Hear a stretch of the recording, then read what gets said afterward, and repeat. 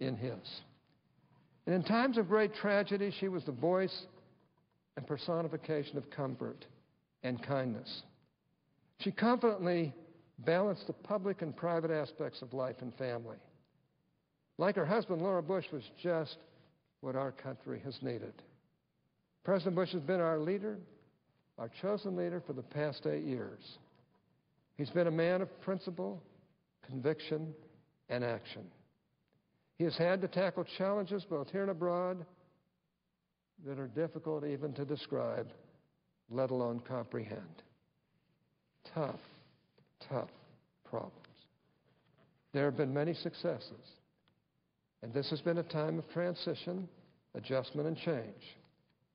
President Bush, as is his way, takes a very practical view of his contributions to America.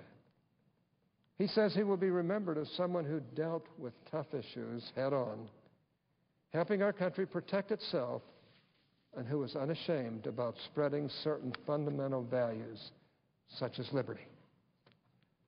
At home, he says he trusts individual Americans to make the best decisions for themselves and their own families.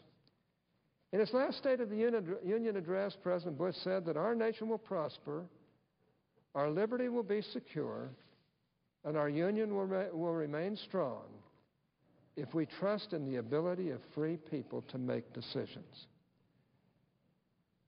Protecting America from outside enemies and strengthening America from within.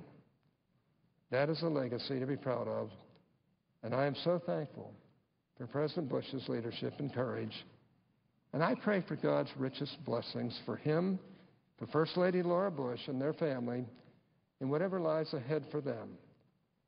Now let me close with a quote from President Theodore Roosevelt, which I know President Bush admires. President Roosevelt said this in Paris in 1910, and it expresses my sentiments about President Bush as his time in office ends. Teddy Roosevelt said, "It is not the critic who counts, not the man who points out how the strong man stumbles or where the doer of deeds could have done them better.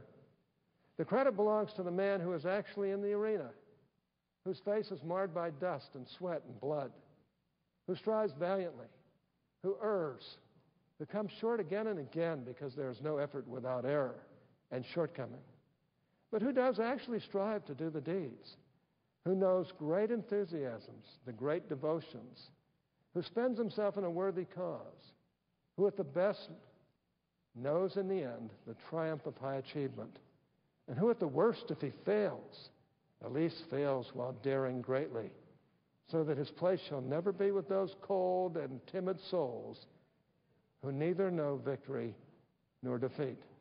President Theodore Roosevelt, April 23rd, 1910. Look,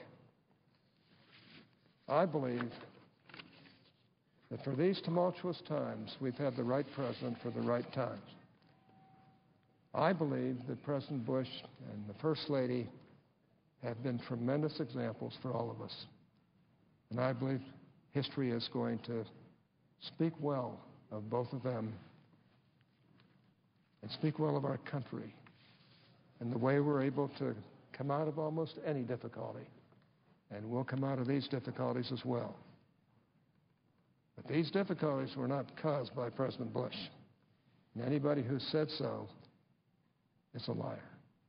I yield the floor.